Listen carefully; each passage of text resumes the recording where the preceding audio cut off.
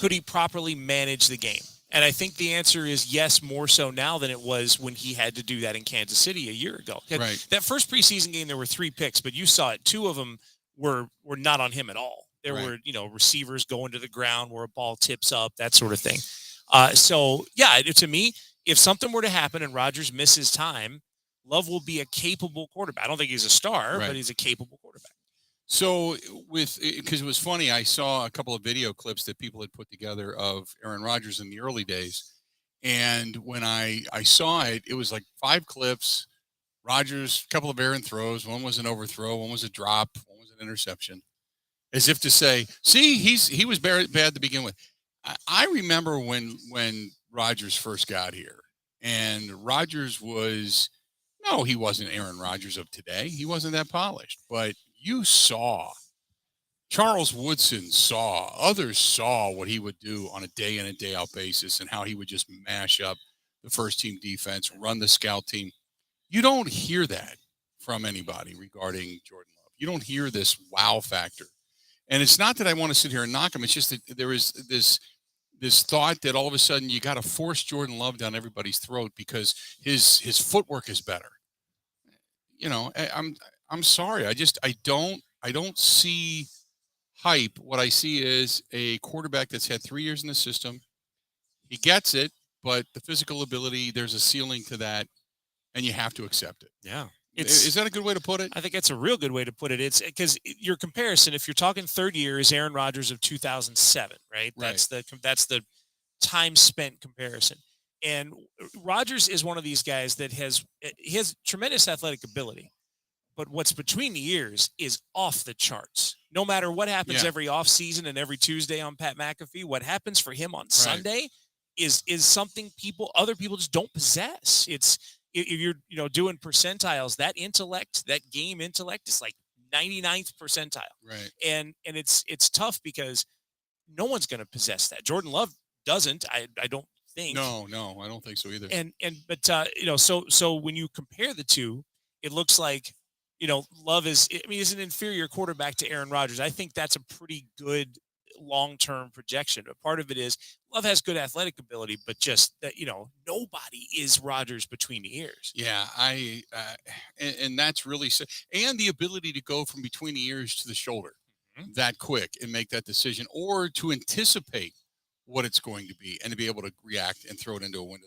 And I don't know if, everybody wants to compare, but I don't know if Jordan Love, he's never going to get to that level. I don't think. I think there's very few that ever will, to be perfectly honest with you. But I think he's played better. I need to see more.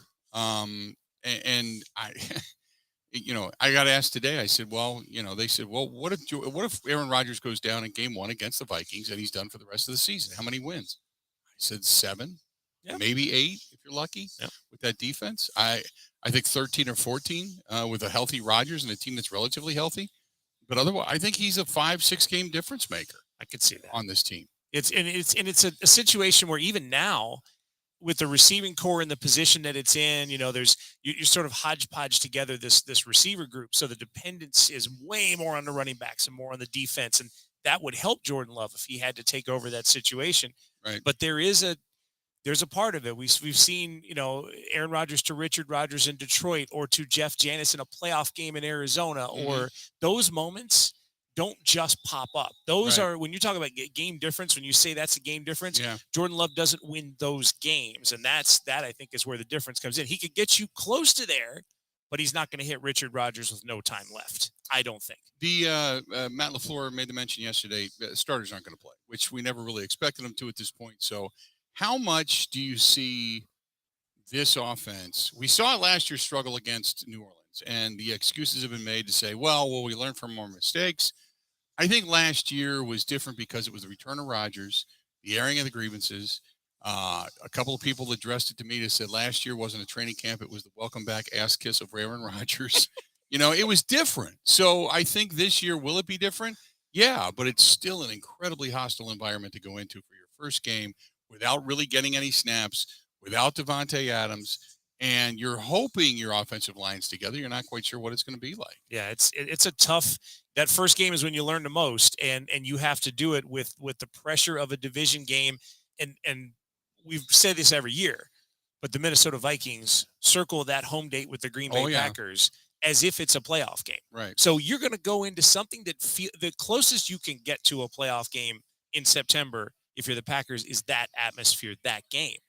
Chicago would be the same, but it's for them, for the Vikings, it is an absolute must win. So that everything is going to, be floated like 2 levels higher than it would be normally. And it's a tough situation to try to learn. And the thing that makes me a little nervous about it is this Packers team is different. It's not that, Aaron Jones or AJ Dillon is different, but their usage is going to be through the roof compared to what it has been. Right. I think this Packers team looks to me like the 2019 49ers team that beat the Packers in the NFC Championship game right before COVID. Remember all the running backs? Remember Raheem Mostert? Yeah, Mostert's still running. Yeah, right? Yeah. He's big. What do you have, like 240-something yards in that contest? And that's funny because we always go through and you hear it brought up, well, Aaron Rodgers is 1-5 in NFC Championship games. That game, Mostert ran wild. You look at the game against Atlanta when, you had the fumble on the only real drive they got going, but that team had never had any business being there to beat Dallas. I mean, that was Rodgers to get them to that point. 2014, I agree, but look at all the different mistakes, including Bostic going up for the ball. So you look at all of that and you say, okay, did they belong there or did Rodgers get them there? And with a lot of the Achilles heels, some of these games they shouldn't even have been in to begin with. It's the truth, man. The truth is, if you could isolate it somehow, if it is a quarterback wins situation, right, he wouldn't be 1-5. There were some games that he did his best in that just was against situations. I mean, look, if Rodgers could have gone out and guarded Julio Jones in that Falcons championship game, maybe they would have had a better chance. And not waited till midway through the third quarter to, by the way, put some double team on him. Going into that fourth quarter, I could never figure that out. We didn't think he'd be that bad. Well, you must not have been watching the same game the rest of us were because he's superhuman, Yeah. And then obviously, you've got injuries to deal with. You've got Elton Jenkins coming back, David Bakhtiari coming back, Christian Watson coming back, Mason Crosby coming back. So there's a lot of stuff up in the air, although Crosby did say that he was kicking inside. And we haven't had a chance to really see it, but said he was doing it, I think 30 times, I think is what he said. And he keeps moving the ball back. And, the question is he missing or is it just, is it just the knee and they're doing it in close? I mean, I don't know, but he seems to feel like he's going to be ready for the game against Minnesota, and it's in a controlled environment.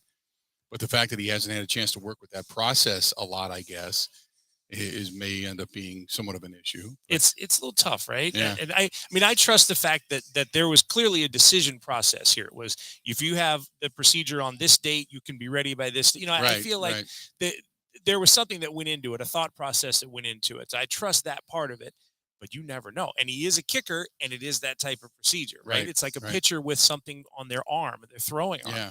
You never know. And there's that nervousness that comes with the fact that, okay, that first preseason game, Gabe Burkich kicks a ball that goes farther left than it does straight, and he's gone. Yeah. And now they have a kicker who spent a week on the team. And if something happens to Mason Crosby, that's the guy you have to depend on to win a game in Minnesota. We call these preseason games on Telemundo, and I've done more research on kickers this August than any August ever. So I was going to say, because the kicker they just brought into camp, Ahmed, he adequate, nothing crazy special, and he's just hoping that he put enough on tape or does put it, because Crosby's not going to kick in this game tomorrow night, right? So you're hoping he's hoping he puts enough on tape that some kicker goes down and they say, this guy made a few of the Green Bay Packers. Yeah, he's not that bad. He can kick off, so he goes from there. But beyond that, I mean, it just is, and I know people are upset with Crosby, and you're either in the camp of, they got rid of everybody because the process was bad, the hold was bad, the snap and the rhythm and all that was off, or you're in the camp of Crosby missed a bunch of kicks, and they kept him in. Why would they do that? For the same reason they kept him about 5, 6, 7 years ago when he missed 4 or 5 kicks, and a bunch over in Detroit, I think. And the same thing happened, and everybody said get rid of him, and they stuck with him, and he became one of the more accurate kickers in the football in the NFL. So we're broadcasting live here at the MECCA, which is really weird, because the MECCA is normally a game day happening for the Milwaukee Bucks, and you see the Bucks logos and stuff flashing behind me. In addition to that, they have on the big screens, they have some things over here regarding Sammy Watkins and regarding right now some of the ESPN stuff and Major League Baseball and Little League. But on the big screen, they have EA Sports NBA 2K and the competitive group, and they're calling it as if it's a real game. Mm-hmm. And I have never, I mean, I've seen it, but I thought to myself, this is for gamers who sit at home in the dark and get into this. They're actually, it's on the big screen. People were actually coming in and watching it, which was a little astounding to me. But I love the enthusiasm because you'll see a dunk and they'll go crazy. And I have to tell myself, those people aren't real. They're in animation. You know, the guy really didn't jump that high. He really didn't dunk that hard. It was a guy pushing a button. So it's a little weird. They push him as well as anybody. And the crazy thing, of course, the Bucks have a gaming team as well. Right. This one is Magic is the home team in this one. I didn't see who the visitors are, but the crazy thing about it is these professional gamers, not only are they really good at what they do, it's a lucrative business. I was on a flight, it's a cross country flight next to a guy who was a gamer. Mm-hmm. He's like seriously like 22, maybe. Right. And he's got all of the gear clothes. on, yeah. And I'm just like, what's up with this guy? So I probe him a little bit, and he's a professional gamer. And this dude's like, yeah, so when I get home, I've got a group of people that I work with as a team. 2 of them are in Taiwan, 2 are in China, and I'm in Chicago. And the 5 of us get together and we do this. And there are these tournaments that pay this amount of money and stuff like that. You and I, when we played RBI baseball growing up, we just did it, Yeah, you just played with your friends in the basement, and, you weren't talking to people down the street or around the world to partner up with. But yeah, it's crazy. But that's what's on down here. So if you want to swing by the MECCA right down here in the Deer District, by all means do so. This portion of the program. And the Huddle itself, brought to you by our friends at Bud Light. They are the official beer sponsor of the Bill Michaels Sports Talk Network. Let's do this. We're going to step away, take a quick break. Stay tuned. We got more coming up right after this. This is the Huddle with Bill Michaels on the Wisconsin Sports Zone Network.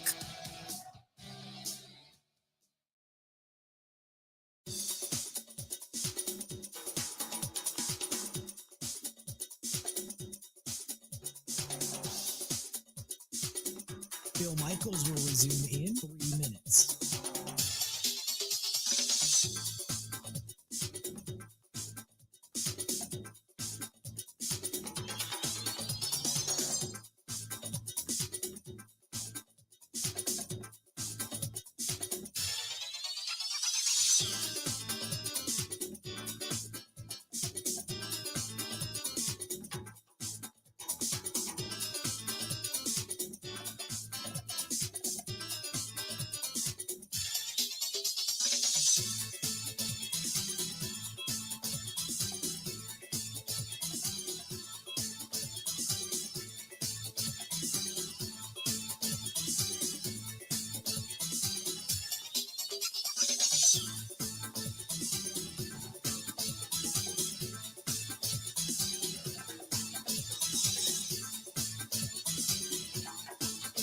Bill Michaels will resume in 2 minutes.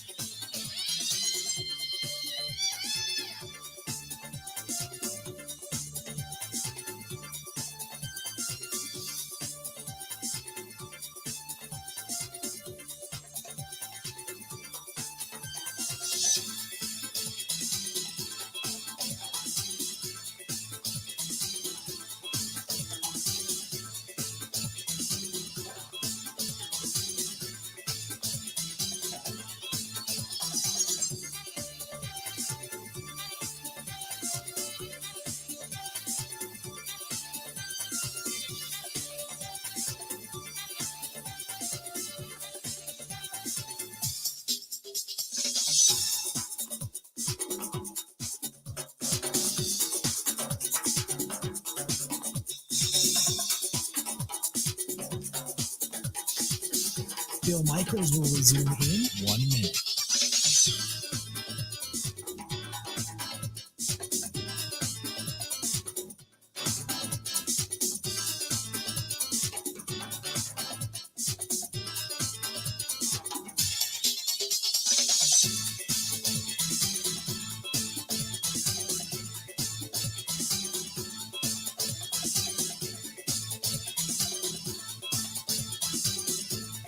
Bill Michaels will resume in 30 seconds.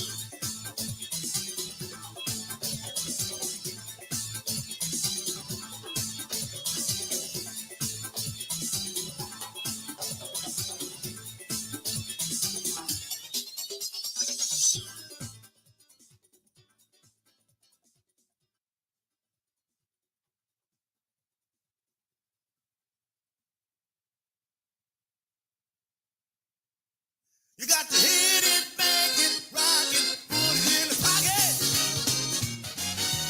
Hit it, make it, rock it, put it in the pocket. Hit it, make it, rock it, put it in Welcome back. It's the Bill Michaels Huddle. We are broadcasting live, our first one of the year. We are broadcasting live down here at the MECCA. We are down in the Deer District. So glad to have you on board. So it's obviously brought to you by our friends at Bud Light, the official beer sponsor of the Bill Michaels Sports Talk Network. And you've got gaming on the big screen down here. You've got Little League World Series. You've got other baseball that's on. You've got some of the stuff from the Four Letter Network that is on. You got betting that is on. So there's not anything you can turn to down here that does not have something to do in relation to sports. So this is where we're at. Kevin Holden, CBS 58, is alongside and here today for the inaugural huddle of the 2022-2023 season. And glad to have you. So I wanted to go back to Mason Crosby for a minute. Do you think – give me your synopsis of the way last season went down. Because I have my own opinion on it, but I'm interested to see what you have to say. Well, and it's the thing that's interesting is when you look at the story of last season, everyone immediately goes to Rodgers and all of the drama surrounding him and how it ended with him force-feeding Devontae Adams in that playoff game and all this other stuff. But, some of the other little issues got overlooked, right? Those things don't get up into the spotlight when Aaron Rodgers is on McAfee every Tuesday and when he's – you know what I mean? Like he took all the press time. He took all of the radio and TV time away from everybody else. So I am surprised. I'll put it this way. I'm surprised after this many years, the Packers had a replacement plan in place for Rodgers in 2020. The idea is that, it may not be the replacement today, but they started with that idea. Right. They haven't really seemed to have a replacement idea in place for Crosby. And what they've seen in these last few years has been some ups and downs. There have been some times where you thought he's in danger of losing his job, and then he would come out of training camp and be fine. But the point is, like, and I know you can't burn roster spots, but you got to be ready. Yeah. And if he isn't ready on September 11th in Minnesota, I mean, is it going to be literally last kicker off the street from somebody else? Because I think it's got to be. Yeah, I think last year, I think in the beginning it was process, and I went back and I watched the missed kicks, and I had seen, and I think it was like 9, and I had seen Crosby in the beginning. The laces were out. Bajorquez would hold the laces away from him, not forward, but away from him, and the ball was pulling in that direction. And then I saw one time Crosby had like a hitch in his step on the approach. And I think after that, it kind of got in his head. I think he missed a couple down the stretch, but I think after that, it was like things confidence-wise, it just got in his head, and it just kind of goes from there. Now, I do think this. Let's say he comes out and he says he feels fine, the knee is completely healed, and he starts missing again. Mm-hmm. I don't think the team's going to take too long to say we don't need this. We're going to be out of here. If the process is right. Which is something that Rich Bisaccia has been working on heavily on, to the point where he took the gloves and decided to become a long snapper himself for a period of time, which I loved, absolutely loved it. But I think he's going to be okay. Yeah, I really do. I think he's going to be okay. I don't necessarily want to equate it to when the following year after he had the hiccups, which he said was leg swing. I don't think it becomes it. I think he's going to be okay, even with a shortened preseason like he's had. One thing that works to his benefit, I think, is as a kicker, it seems to me that the more things you can have that are not adversarial conditions, the better. So he starts in a dome. Right. Then he's at home, but it's Lambeau in September. Right. Then it's Tampa. Right. Like, that's a nice way to get into things. You don't have to worry about anything goofy. You're not doing Buffalo in the cold or Pittsburgh in the cold. That's that to me would mess with me if I was a kicker. So let's move on. You mentioned Rodgers, and you were talking about some of the things from last year and the hiccups and such. Rodgers has started out. This went exactly the way I thought it would. It was, hey, these guys are really good. Hey, we're getting on the same page. Praising them for everything they do. I'm glad you guys are making mistakes. And then it goes to, oh, by the way, you got to give me and this is the mid to end of training camp kick in the ass. You got to be better, because if you're not, we're going to find somebody else. And now it's, hey, yeah, things are better again. It's the come here. I've always equated it to my grandmother. My grandmother would always praise me. That's a good job, good job. And then I'd make the same mistake twice, and she'd be, damn it, And then afterwards, okay, and then you do it again. She go, okay, come here, baby. And then you give you the hug, and that's a good loaf of bread right there. Okay, you made bread good. It's kind of like Rod. That's what I thought would go on with Rodgers, and that's exactly what's happened. So I'm anxious to see what they're going to do, because we're not going to see him in the preseason. But then again, I also am to the point where I'm folding my arms going, I don't give a damn about the regular season, because this year, to me, this and next is all about Super Bowl. I don't care what you do in the regular season, as long as you win enough games to get in the postseason. Right. And then when you're there, you got to be perfect. Like that's the thing, right? Is, in other words, if they're not perfect today, if they're still getting things together today, that's fine. If it's still happening in September, it's still okay. But in January, you got to have it together. And that I think is where Rodgers, again, smartest guy in the room, for better or for worse, Rodgers is going to steer this the way he wants to steer it. And he's got an idea. There's a psychology to it, that those guys are being developed from what they were in July and are in August to what they'll be in December. He'll have these guys, Christian Watson, I feel by the end of the year, we'll be sitting here talking about, man, he feels like he's been in the league a couple of years. He's making good plays. And Rodgers will help the psychology of that. He understands how that works. So you're right. It was almost predictable that there was that little dip of, oh, by the way, we need to work on AV. It's not going to be all rainbows here. Right. And that's okay. It's that part was all right. But if you start, the later it goes in the year and the more you hear that, then it becomes an issue. So I think Rodgers is trying to sort out the mistakes that he can sort out now, so he doesn't have to do that in October. Yeah. I'm interested to see how the offense runs. I am not one of the national guys that believes that they're suddenly going to run the ball a ton. I think they're going to scheme guys open. I think there's going to be movement and motion and crossing patterns and bubble screens and wide receiver screens. And I think they're going to use the guys out of the backfield a little bit more. We saw a lot of two-back sets in training camp where they're splitting out either Aaron Jones or A.J. Dillon one side or the other, with another guy picking up the blitz in the backside, maybe a fake play-action run or riding the side. But I don't see them. Where I see the loss of Devontae Adams being a hindrance is in the 2-minute drill, because you don't have the guy, one, you trust, or two, the guy that is then going to go down the field and suck up a safety, a corner, and possibly another safety over the top, to where everybody else has the ability to get open, like we've seen with Allen Lazard in the last two postseason games. That's where you're going to miss him. Otherwise, I think this offense is going to operate normally and fine. Because they know they're not going to do 2022 the same way they did 2015 or 16 or 11. It will be different. There are 100 ways to do it. You can do it in the pace of play. You can do it in the pace of what you're doing with, if you're like the Niners were this way in that 2020 NFC Championship game, where it was like they would pound you and then they would go right back to the line. Right. All right. So if I'm watching film, this is where I freeze it. They pound the ball for 3 or 4 or 5 yards and they're right back at the line. And you go, okay, now we got to think, because they might pound again. But then again, while you're still smarting from that, now here is where you're hitting a guy for 10 or 12 or 15 yards. And if Robert Tonyan comes back and is close to what he was, it's going to take a lot of pressure off of everybody else in the receiving corps too. I mean, that's all the way down to Watson. And if Romeo Doubs does turn out to be an actual guy, and I feel pretty good about that. I think he's actually going to be better than Watson for the beginning of the season, because he's had reps.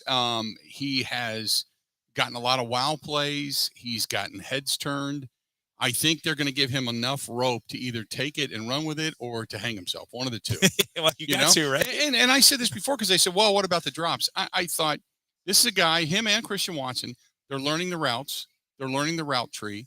They need to know you cannot screw around. You got to be crisp. Rodgers loves a guy that runs an assured route.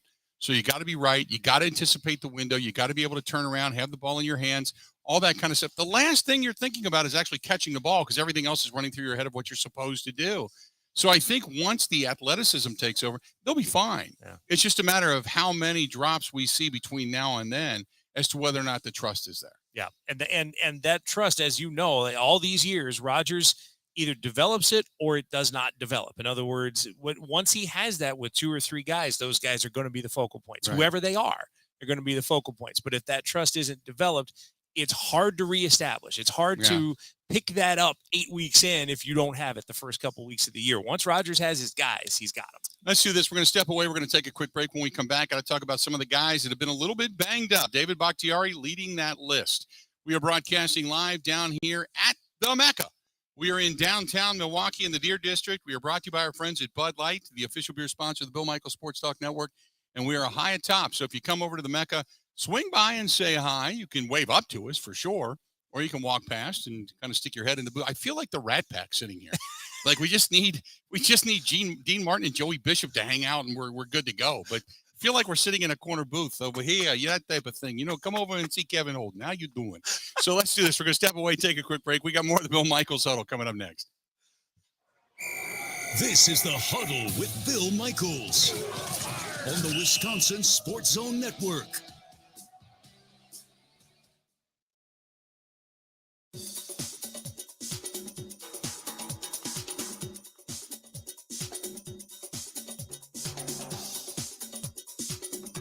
Bill Michaels will resume in 5 minutes.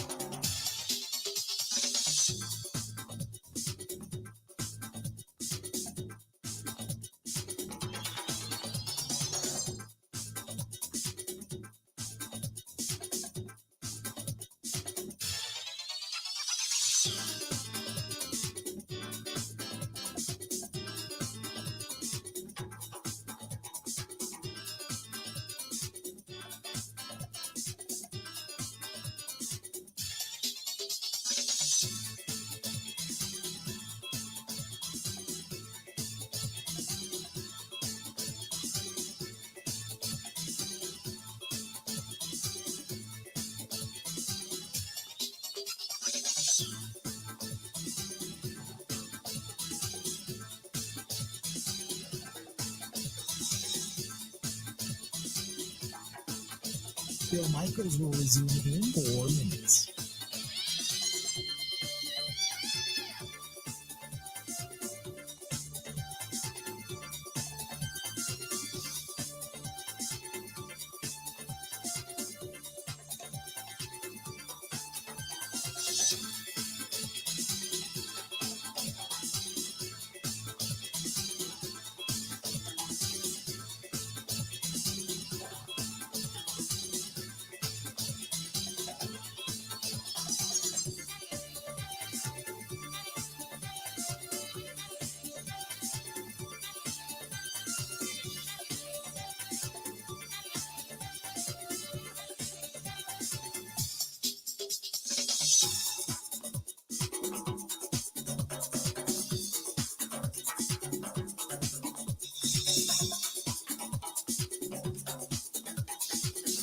Bill Michaels will resume in 3 minutes.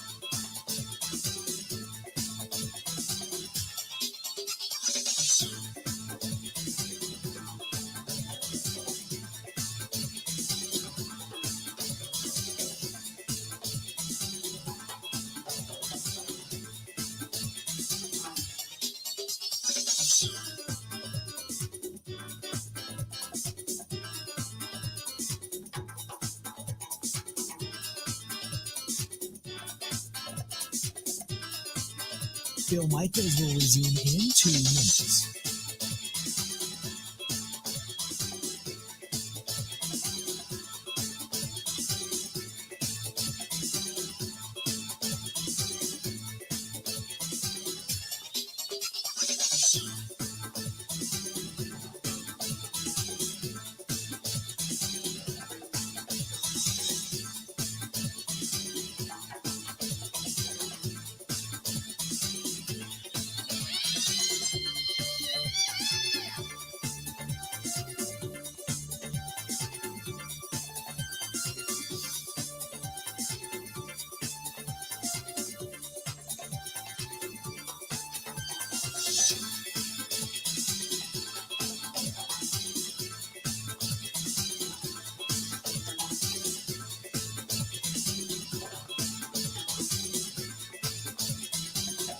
Bill Michaels will resume in 1 minute.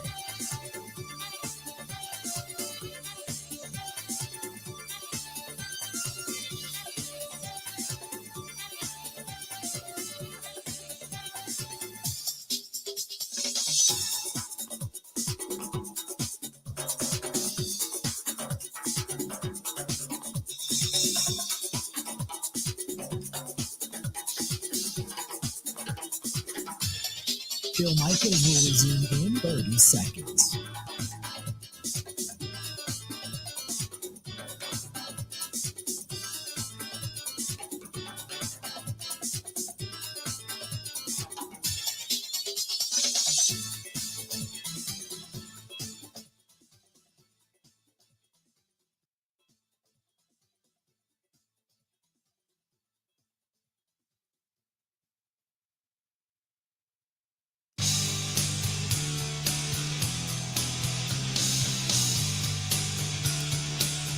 Welcome back to the program. We are broadcasting live. We are here inside the MECCA. We are in downtown Milwaukee. If you want to come over and say hi, you feel free to do so, by all means. Got Kevin Holden, CBS 58, alongside. And joining us now, I can only assume because the Packers have officially closed training camp and have taken off for Kansas City that Mike has burrowed somewhere underneath Matt LaFleur's office and sitting in a cubbyhole somewhere. But Mike Clemens joining us up in Green Bay. Michael, how you doing, pal? I waited until they, got on the team plane before I tried to sneak in before, the maintenance crew. So Well, there you go. I'm under the table right now. As long as you got a plan. But, there's no papers anymore. It's all iPads and laptops and everything's all secure. So it's not like he left out any paperwork. The waste basket's pretty empty. So this was a failed attempt. No, it was, what they did before they got on the plane today, they had that Back to Football Chamber of Commerce luncheon in the atrium again. And so I have a friend who sat next to Paul Kaufman, the great tight end from the early 80s teams of the Packers. And Aaron Rodgers and all the other guys came walking in today wearing those.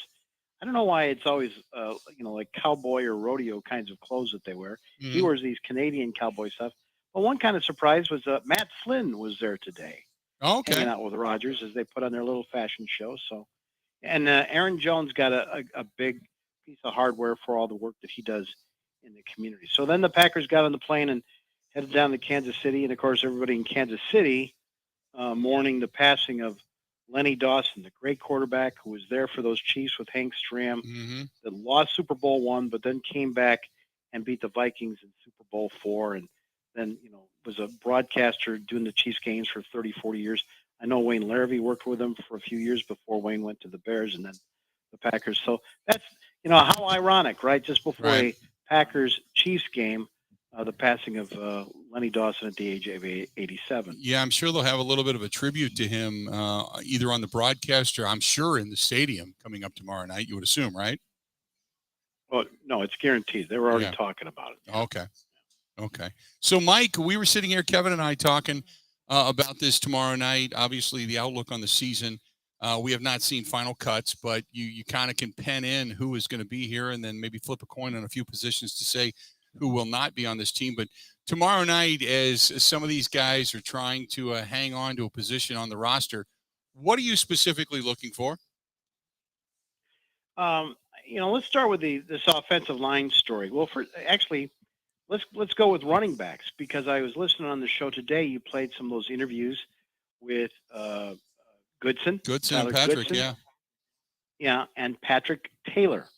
And the difference between Patrick Taylor and Goodson is Patrick Taylor's kind of like A.J. Dillon, big guy, and maybe one of their best pass protection running backs. Goodson is more of a scat back like Aaron Jones. And then I actually had, one of the assistant coaches confirm that to me. So that's a real interesting choice that they have to make about that position. Do we want to bring in somebody for pass protection? Because they think that if they put Goodson on practice squad, he's not going to be there very long. He'll get gobbled up. Do they keep 4 running backs and go shorter at tight end or something like that? They use these tight ends. There's no fullbacks on the depth chart. They use tight ends for that, like H-backs, like DeGuara. They use that. Mm-hmm. But anyways, to watch Patrick Taylor and Goodson tomorrow night in the backfield. That's going to be a huge battle. Dexter Williams, who they brought back, he's in the mix as well. And then the emergency situation they have on defense at safety. Vernon Scott had a shoulder injury. They ended up releasing him yesterday. Maybe they bring him back after there's final cuts, waivers, and practice squad. Although this would be like a second or third time. And so they're using this Sean Davis kid who's out of Florida, and he's been working with the ones with Adrian Amos back there in the back end, number 30, a hard-hitting kid. And I think he was originally drafted by the Colts, but he seems to be having a really good camp and doing better with each day. And so that's the other thing that folks got to be looking about. They'll be talking about this tomorrow night. Who should they keep for safety that also will probably help them out on special teams? Mike, this has been a bit of a pivot for the franchise with Devontae Adams gone and this extra focus on defense, the 2 first-round picks, both going for defensive guys. And you've had a chance to see Devontae White and Quay Walker in 2 situations, see them in the preseason games because they've actually been active, and then also to see them in practice where I imagine you learn way more than you do in a preseason game. How close are both to making an impact for this team, for this 2022 Packers team? I think Quay is going to start over Chris Barnes, and he's a smart kid, but he's just sort of playing it safe, Kevin. And he hasn't really flashed that much either in the games at family night or at practice. So, he might be swimming a little bit. I've tried to talk to him a couple of times, and he's in full rookie mode right now, like just trying to take it all in. But they love him. They think he's a great pick and a great kid. I think he'll end up starting against the Vikings. And then in terms of Devontae Wyatt, he knows that he's in a 5 or 6 man rotation up there. But happy kid, confident kid who, if Aaron Rodgers is sitting in the lunchroom, he sits down with him and has regular chats with him.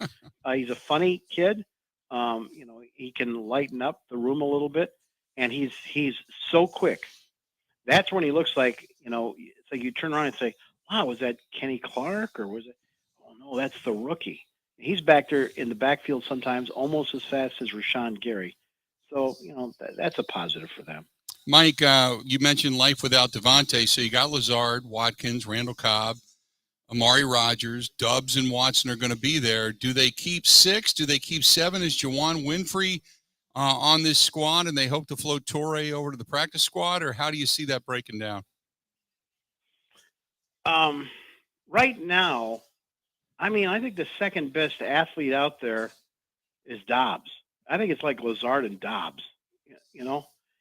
Dobbs, just the hands, the speed, the toughness is all there, but he's still kind of trying to find routes. He's still trying to understand where he's supposed to be and the pre-snap reads he's supposed to make with the secondary.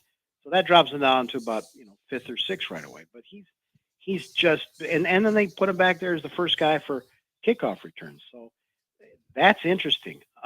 People start saying stuff about, well, maybe Sammy Watkins gets cut. No. Hey, he was on the program Friday night. They can't cut him. Right. He was on the cover of the program.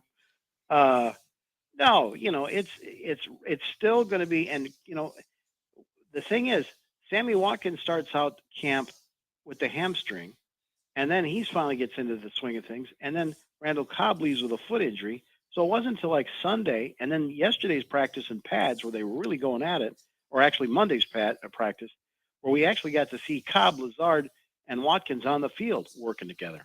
But they got 18 days to that game, and to make it out. Now there's some people that think maybe Amari Rodgers is not going to make the cut, even though he's a 3rd round pick. Is he really that big of a contributor on special teams? All that kind of thing.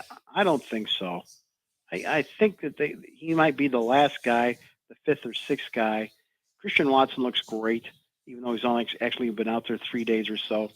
But whether Winfrey is there and makes the cut, that's when they get into that thing about, well, if we're short on secondary, then these guys are going to have to be gunners on special teams.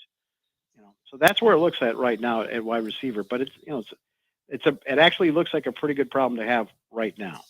Mike, this is unusual territory compared to previous years, and it's something that's happened recently in the NFL where Now the path to a finalized roster goes 85, 80, 53, right. and then 16 back. And it used to be that this was much more of a slow trickle. Is it more difficult, do you think, for players that are trying to do something to make a spot on the 53 or to make a spot on the practice squad or whatever? Do you think it's tougher for them mentally to deal with the fact that 27 of the guys on the roster right now are not going to be on that final 53, maybe more? That is a massive amount of switch in just a couple of days. Well, yeah, it's like the free agent that's maybe been on one or two teams in the NFL, but he finds himself the fifth or sixth guy in line when they're doing drills, and you're trying to flash, you're trying to show something, you're trying to cut through into that top 3 or 4 and maybe make the cut, and you got to do it in 21 practices or less. Right. You got to do it with maybe 7 or 8 snaps in 3 stinking preseason games. It's tough. And so on the one hand, the GMs like Brian Gutekunst say, hey, I love that I can keep in reality 69 guys with a 16-man practice squad. But no, we recognize that every snap counts for these guys.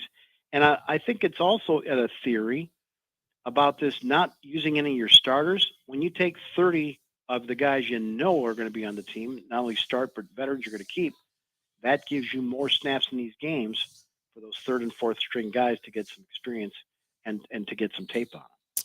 Mike, always good, man. Anything else you want to add before we cut you loose? I think it's a small thing, but I think it's brilliant that Cole Van Lanen is a kid that, up here in Green Bay, everybody knew him in high school, growing up in Ashwaubenon High. He told us that great story. Yeah, when I was 8 or 9 years old, we lived so close to Lambeau Field that on game day, we couldn't afford tickets, but my dad would turn the game on TV. We'd open up the living room windows, and we could hear the crowd from Lambeau Field while we watched Brett Favre and the Packers on the TV. So everybody's like, he might go to Wisconsin someday. He could play, and he did. And then he could get drafted, and then he did. He gets drafted by the Green Bay Packers. But, when they brought in Zach Tom, and I told you about that kid first week at camp, or Sean Ryan that they've got in, and the other, and then when they cleared Elton Jenkins, and then when they cleared Bakhtiari on Sunday, that put Cole Van Lanen for Green Bay back to 8th, 9th guy. They're deep at that offensive line position. So Brian Gutekunst gets on the phone, trades him to Doug Peterson, the former Packers backup quarterback, gets him a spot on a job in Jacksonville. Peterson, I monitored his press conference. He's desperate for help on the offensive line. So Cole, he could be a 6th guy down there because it's going to take him a year or two to develop, but he was probably only practice squad at this point in Green Bay. And at least, the Packers were able to still get him a team, and in return, they got a 7th-round pick out of it, which, I just think I just think that's a magician on the part of Gutekunst from a PR standpoint and everything else. Mike, it's always a pleasure, bud. Thanks for all the reports. We'll talk again tomorrow, and then we'll talk again the end of the week, and then we get into things for real, man. Good to talk to you, Bill. Good to talk to you, Kevin. Take care. Thanks, Mike. All right, bud. There you go. That's Mike Clemens joining us for a couple of minutes on the hotline. Glad to have him on board. The Huddles are back. We are live. We're down at the MECCA Sports Bar and Grill in the Deer District, down across from the Fiserv Forum. Stay tuned. We got more of the Bill Michaels Huddle. It's coming up right after this. This is the Huddle with Bill Michaels on the Wisconsin Sports Zone Network.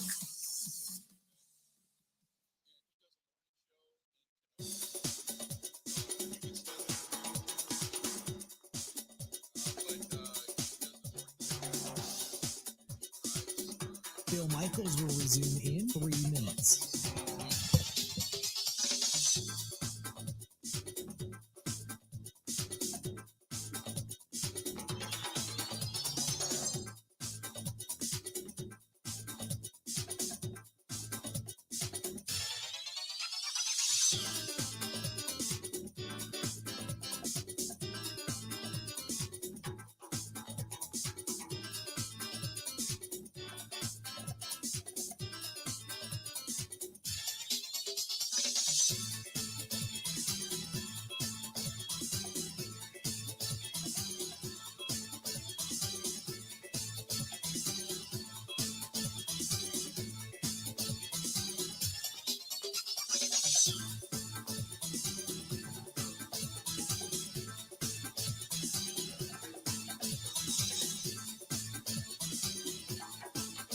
Bill Michaels will resume in 2 minutes.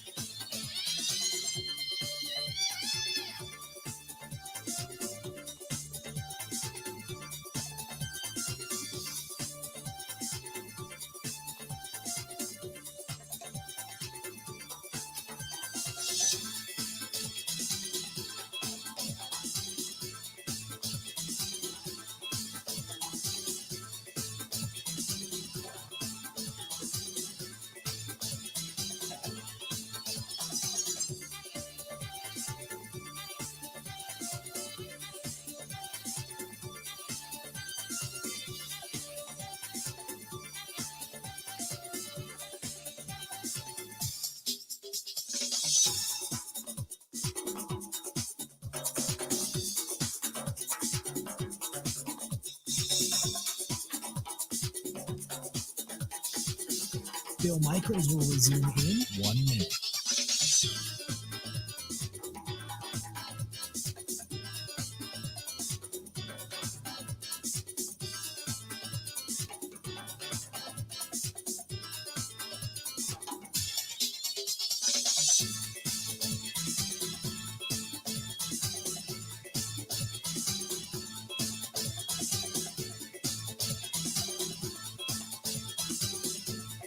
Bill Michaels will resume in 30 seconds.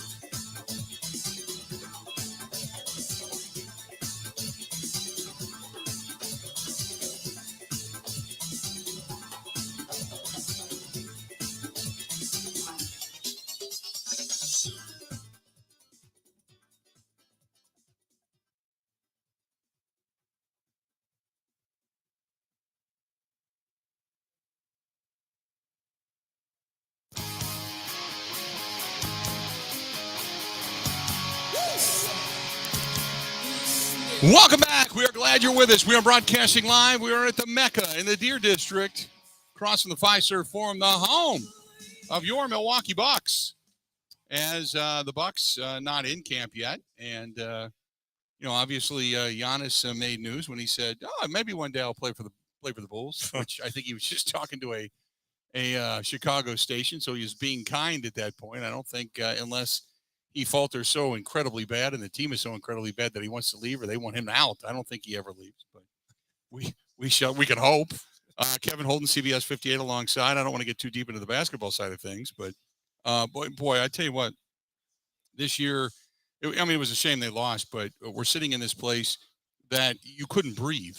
And you guys did shows here, didn't you? Yes, we did. Yeah, you guys did them all out on the deck with the Fiserv Forum in the background, right? Yeah, it's amazing. This place has become exactly what the Bucks envisioned, which was this gathering spot, literal gathering spot. Yeah. Not just for the fans that are in the arena, but all these people to stand outside and to eat here and drink here. And I mean, some of the best video during the championship run was out right in front of us in this plaza here. The concerts the DJ would play and these guys would crowd surf. It was nuts. Yeah, and if you're watching on the Bud Light live stream, you can see down below we are up on the 3rd floor of this place. That is basically our view from up here, short of the big screen TV that has I still can't get over it. It's got gaming. The NBA 2K League, Y2K League is going. Is that what it's called? The Y2K League? I think it's the NBA 2K. The NBA 2K League, and because they dropped the Y once, which stood for "you're an idiot" for believing that 2K was going to ruin the world. But where were you that night? I had to work. Did you? They called everybody in. Yeah, when Y2K, when the end of 1999 hit, there was this mass fear. You remember that all the clocks, everything was going to go to zero. Computers were going to crash. The banking system was going to fail. Planes were going to fall out of the sky. It was the doomsday scenario. And so I was working at the time for, I was doing sports, but I was doing, work. And I've done news before. I've worked for CNN for a short period of time. And they called us all in and they said, no, we're going to put everybody on. We're going to watch as the world begins to change. And so we sat there in front of our TVs. We sat there in front of our computers. Everybody had done downloads. And remember that engineers were coming in and changing programs and computers and such. And we waited for the world to end. And we just sat there and you counted it down and they had, this sparkling crap cider thing that didn't have any alcohol in it. And we were like, yay, here comes midnight, and everybody's hugging like we're all going to die. And we sat there and we waited, and it came and it went, and we all looked at each other and said, "Is that it?" We felt like a very unsatisfied lady at that time. And so we packed up and went home. You like that? We packed up and went home, and that was the end of it, But that was the Y2K thing, man. I've never heard it described that way before, but it's a perfect description. We all said, "Is that it?" And we looked at each other and went, "Yeah, that was it. That was the hype." And, okay. So we went home and slept and woke up the next day, and the alarms worked, and life went on. So there you go. That was the fear, was that everything would just completely crash down, that it would be, unfunctional. My affiliate career was 2 weeks old. I was in Mississippi, and I started 2 weeks before, and I just was in my apartment complex, but I decided to go out into the street just in case something crazy happened. We were just going to drink a beer. Elevators were going to stop and everything, right? Right. Like, how ridiculous is that? We're sitting out in parking spaces in the street of the apartment complex, just in case all the lights go off at Y2K. And of course not. Yeah, nothing happened. It was very anticlimactic, and we all said, "Is that it?" And that's it. That was the end of it. So, yeah, there wasn't a whole lot to Y2K. When we come back in the next hour, we're going to talk a little bit about the defense, because the Packers defense is something that we all just kind of nod our head and say, yeah, they're going to be great. How great can they possibly be? And what is the one statistic we really need to begin to focus on for this defense to actually be that and be great? Because I think there is something extremely telling about some of the numbers that we saw last year. Also, the players you need to pay attention to. Obviously, David Bakhtiari is back. Robert Tonyan is back. Elton Jenkins is back. Christian Watson is back. All the guys of some magnitude that are going to make this offense go. We're going to talk about their significance in being back. And when you start to look at this team, if you have a healthy Bakhtiari, if you have a healthy Elton Jenkins, if you have a healthy Robert Tonyan, and if Christian Watson can give you what you believe he can give you, he grows into his body quicker than most suspect, and he gives you that wide receiving capability, how good can the offense be? Will the offense be even better than what we witnessed over the last couple of years, with the ability to spread the ball around in numerous different areas? So we're going to talk about that as well, because how much urgency is going to be placed on this season as opposed to the end of the season and next year. So we're going to get into all of that coming up in the next hour. Kevin Holden, CBS 58 alongside. I'm Bill Michaels. We are broadcasting live down here at the MECCA, the Sports Bar and Grill. You're looking down live inside, and you can see, obviously, the Let's Go Bucks, signage around this place. We're right next to the Fiserv Forum, and they're already in mid-season Let's Go Bucks form. But we got a lot of football ahead, as the Packers have one more tomorrow night. The 20th time they'll meet the Kansas City Chiefs in the preseason, and then they get it on for real in a couple of weeks up in Minneapolis. Stay tuned. 1 hour down, 1 hour yet to go. We'll be back with the Bill Michaels Huddle coming up, brought to you by our friends at Bud Light, right after this.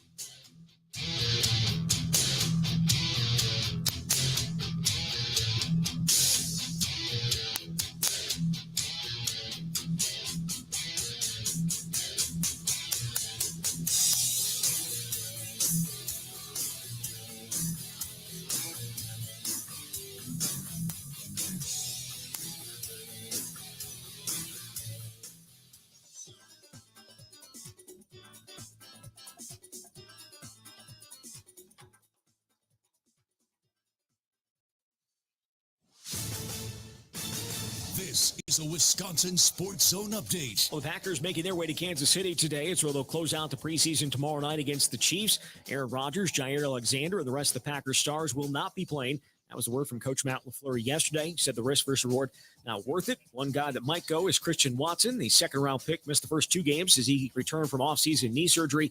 Wide receiver returned to team drills last week, wants to play if cleared. I think it'll be huge. I mean, just getting that experience and, getting my, the first game jitters kind of out of the way and being able to, put my talents out there and kind of see, all the progress that I've made so far. I mean, I obviously, last week was a big week for those other guys in terms of, having multiple days to go against, some different colors. So if I get the opportunity to go against a different color, I think it'd be huge for me. Packers made some roster moves yesterday, including the release of former Badgers wide receiver Danny Davis. He suffered an ankle injury in practice last week. Meanwhile, the team officially announced the trade of former Badgers offensive lineman Cole Van Lannon to Jacksonville. They got a 7th-round pick back in return. Kick tomorrow night in Kansas City, set for 7. Turning to the Badgers, they're fast approaching their first game. They'll get things going a week from Saturday against Illinois State. Want to save even more at Fleet Farm? Well, now you can with Fleet Rewards. It's free to sign up, and there's no credit card required. Using Fleet Rewards is easy. Earn points every time you shop. Plus, get exclusive member offers, birthday and anniversary perks, free tire rotations, and more. Download the Fleet Farm app or create an account at fleetfarm.com/rewards to start earning points today. Fleet Farm, proudly serving the Midwest since 1955. Well, the Brewers were 10-1 losers last night in L.A. Dodgers knocked Corbin Burns around for 7 runs in 3 2/3 innings. Catcher Victor Caratini ended up pitching the ninth for the Crew. They'll look to bounce back tonight, the final game of that 3-game set. With this Wisconsin Sports Zone Network update, I'm Zach Heil. Are you ready for some football? He talks green and gold. 158, go! This is the Huddle with Bill Michaels. Welcome back. We are glad you're with us. Thanks for hanging out with us.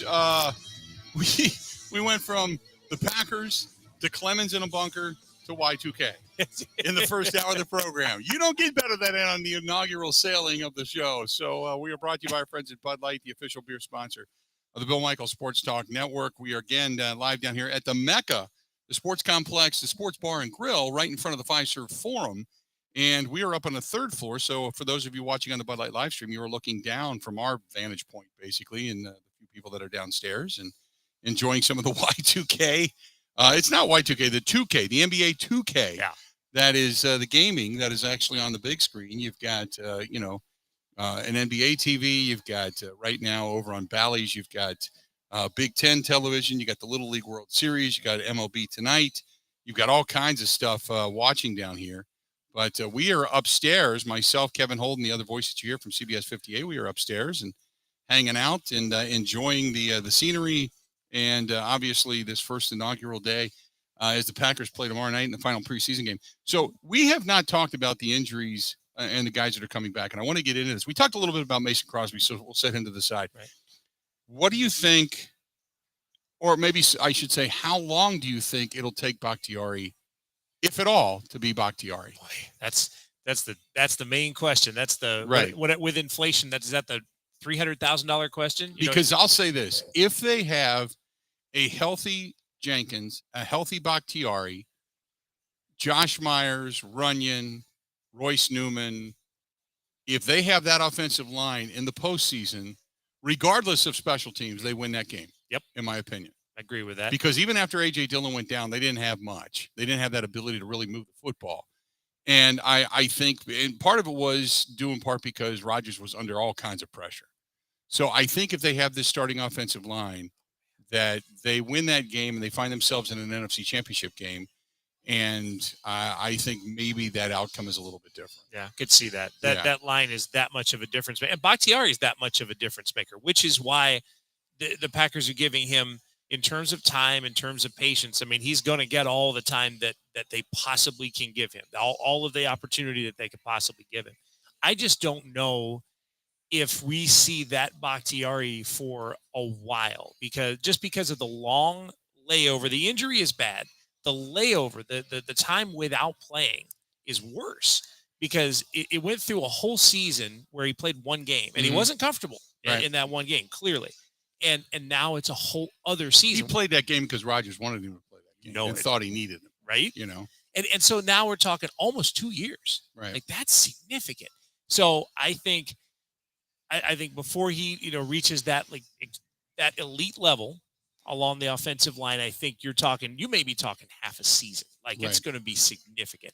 I don't think he'll be I think he'll be good off the top. And a lot of that has to do with the other things, the non-physical parts of it, because he's, got the experience of someone who's an elite player, got the knowledge of someone who's an elite player. He can use that to his benefit, but I think the body doesn't catch up with the rest of it. And I'm talking like week 8, maybe. Yeah. It's going to be a while. Coming up here in the next segment, by the way, for those who are watching on the Bud Light live stream or listening at home, we're going to take questions off of the live stream this year in the next segment of the program. Usually the way this works is in the first, half hour of the second hour, we break down the upcoming game, and then we go ahead and begin to make our picks. But what we're going to do, because we talk really the first hour of all Packers all the time, we'll kind of follow up on a few topics, and then we're going to start to take questions and comments from the Bud Light live stream during the Bud Light Huddle. And that's going to come up at about 20 after the top of the hour, 20 after the hour here. So if you got questions, start shooting them off to us, whether it's myself or Kevin.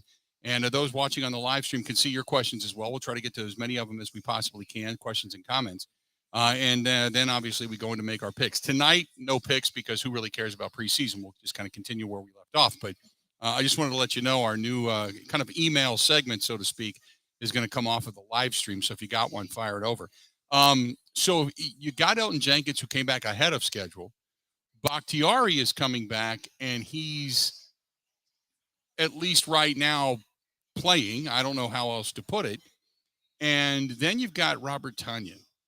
And I said all along that I thought Tonyan is the difference maker in the offense, in the sense that you don't have to worry about going downfield consistently, but 20 yards into the end zone, he's your red zone guy. He reminds me a lot of Bubba Franks. Not as big, but he's got that wide receiver capability out of the tight end position.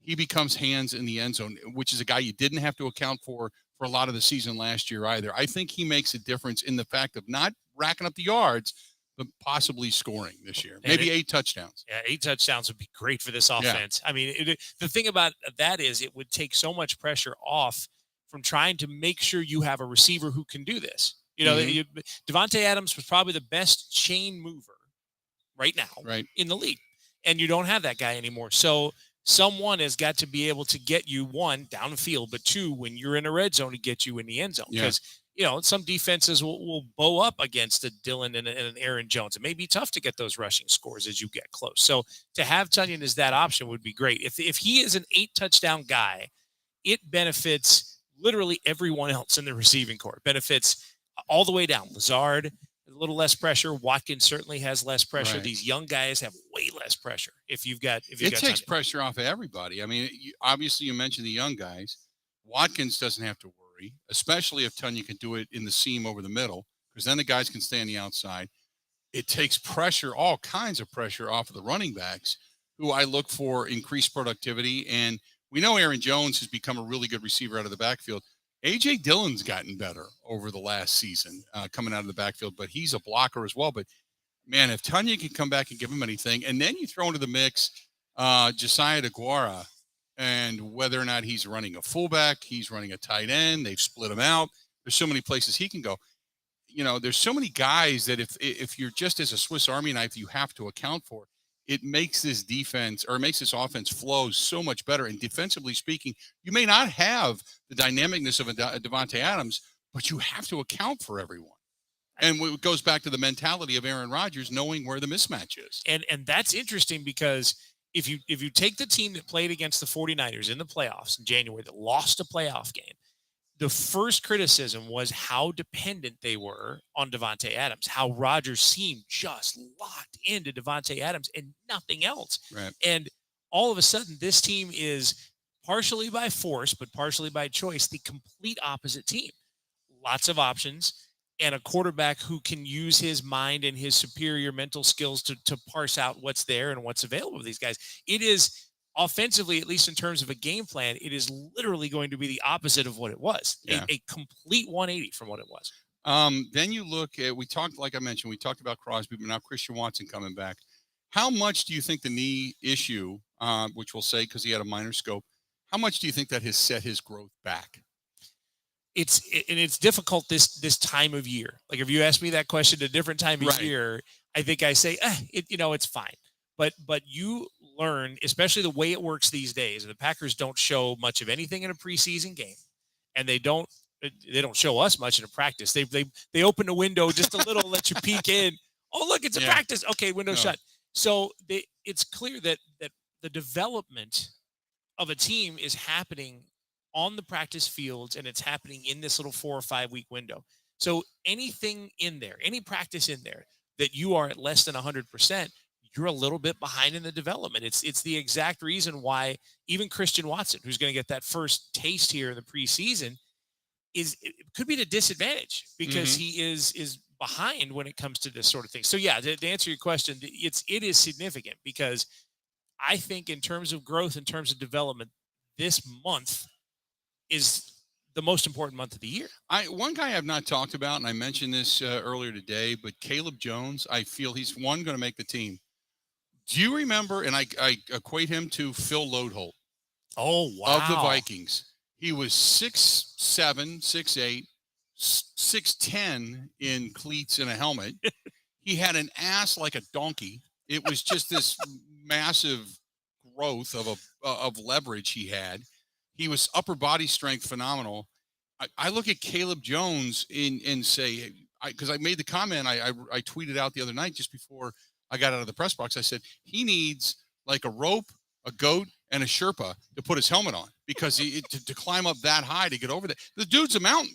He's huge. If he develops, you talk about, and he looked really good. Now, granted, he's playing 4s and 5s because he got late into that ball game the other night against New Orleans. But, with the depth that they have, Zach Tom, and obviously you've already got Rasheed Walker there. You've got Josh Nyman, John Runyon, Josh Myers, Jake Hansen, Royce Newman. Then you bring back, like I had mentioned, Elton Jenkins, David Bakhtiari and company. It's like they're loaded on the offensive line. Now, granted, a couple of big injuries or guys that can't come back, like Elton Jenkins and David Bakhtiari, changes things. But, man, it seems like that offensive line is pretty solid now. You're looking at a person who, in terms of those measurables, is going to set you apart. Right. He is listed on their website at 6'9", 370. That's what he's listed at the website. He's 6'8", probably 340. Yep. But in 1-inch cleats and a helmet, he looks like Shaq. It's crazy. He's huge, right? But I don't know how you see over the guy if you're a quarterback, right? So, and the first thing I wanted to do was to look back when we do this research for the preseason. You have to look, because we do these broadcasts on Telemundo, and man, I spend 3 hours talking about guys I'll probably never talk about again. Right. So you have to have this like from scratch information that you put together. So I was trying to find something with Caleb Jones that you could take, more so than just the height and weight, and put in like, okay, what did he do, right? And he was with that Indiana team in 2020 that was actually a really good team. And normally you wouldn't say, well, okay, this guy was part of this great line at Indiana. Somehow that'll translate. But you and I know what Indiana's history is. Right. He took that program and they were great. And he was part of the line that made them great, fewest sacks, that sort of thing. Like, that's significant. Right. Well, at Indiana it is. That's right. Yeah. So look, he's a mountain of a human being. I hope he pans out and turns out to be the real deal, but he looked really good against the Saints the other night. Before we take a break, and a reminder, if you got anything comment-wise and you want to do it over in the Bud Light live stream, we're going to start taking them coming up in the next segment. So start writing, getting them in, and we'll try to get to as many as we can, maybe a few emails too. But I wanted to talk defensively speaking. This defense, we talk so much about what the offense may or may not be able to do. I think we take for granted the fact that the defense is just automatically going to be good. I still have some concerns on the outside linebacker, although the outside linebacker position has gotten better. When you look at some of the guys that they have, Jonathan Garvin has looked better. Enoch Barre really, and Mike Clemens came to me on Friday night and said, he really locked in this week. He started to look a lot better. So you start to look at some of these guys at the outside linebacker position. Ladarius Hamilton, Kobe Jones is another one. I don't think there is lack of talent as maybe we thought, but it's a huge drop-off after Rashawn Gary and Preston Smith on the outside. Maybe Jonathan Garvin in that sense. Maybe Enoch Barre. I love McDuffie on the inside. I think they've got some good depth there. But tell me what you think about the defense. On that linebacking core, it's interesting, too, because for years we talked about how tough it was to find good help inside. Right. Year after year after year. And then Devondre Campbell came in, and now the entire thing's inverted. Inside, you feel pretty good about it. Right. And outside becomes the question. And when you have that issue with depth, and I agree with you, like we're calling the names that we're calling in the preseason feel more important in that outside linebacker position than most others. So we talk about Hamilton, and I'm like, okay, I could maybe see this guy doing something in the regular season, where a lot of these guys, I don't know if I can say that. I think there is a huge drop. That depth is going to be a problem, and it puts a lot of pressure on the starters out there to do something, because if something happens to them, or they can't, if they're gassed, if they can't go for a full game or whatever, you're going to have problems in that outside linebacker position. I'm really happy with the inside with Campbell. Obviously, you mentioned McDuffie, who's had a good preseason.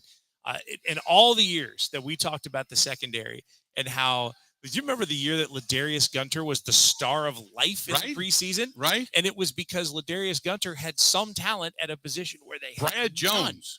Brad Jones looked like Tarzan, played like Jane. I mean, dude was just shredded. Looked the part. Had one hell of a preseason. After that, I have no idea what he ended up doing. He had that opener in Seattle where they basically just left him in the middle of the field. Right. You can just stay here.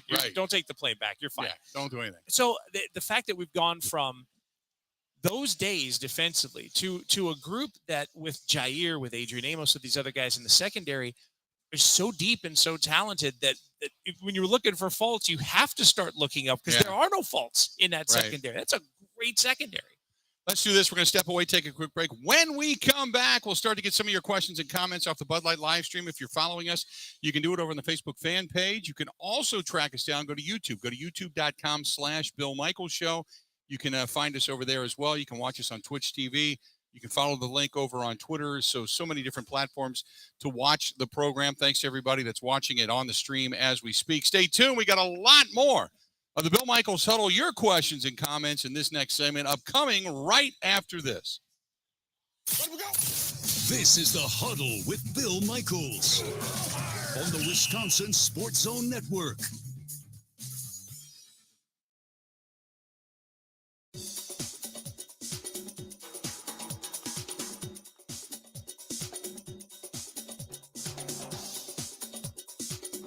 Bill Michaels will resume in 3 minutes.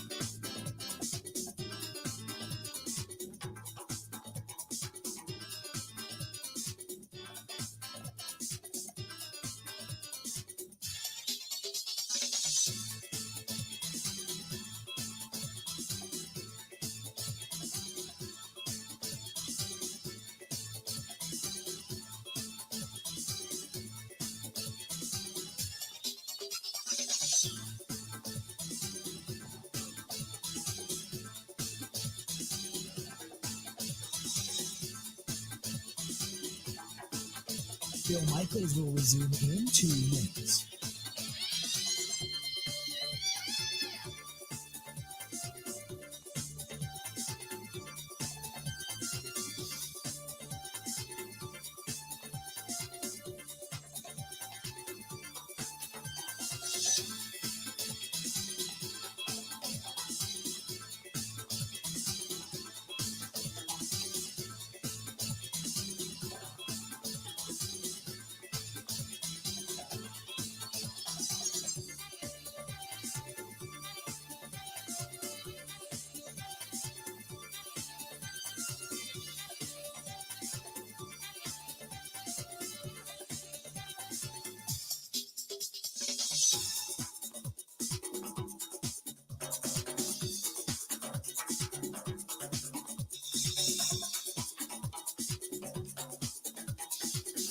Bill Michaels will resume in 1 minute.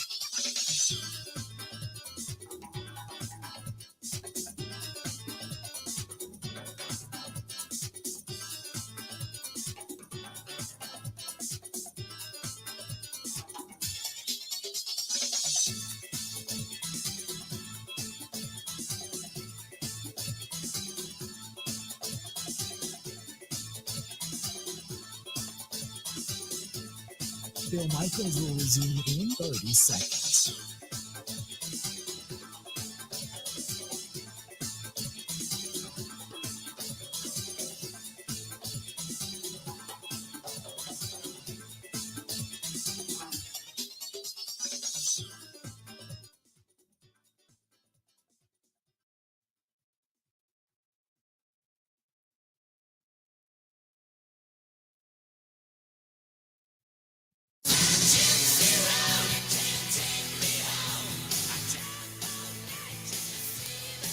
Welcome back. Broadcasting live. We're at the MECCA. Not like anywhere overseas or anything like that. We're just down in the Deer District. The MECCA Bar and Grill is where we're at. And we are broadcasting live down here. No Bucks game tonight, no concert tonight. But one of the reasons we are here is because our good friends at Bud Light, who have been sponsoring the show since 2020, as a matter of fact, they now have the rights down here. And there was a changeover from Miller to Budweiser inside the Fiserv Forum and the Deer District. And they wanted to kick off their season with the Huddles, with myself, yours truly, and then obviously the show. So that's the reason we are here tonight. We have never been here before for a show, and I like it.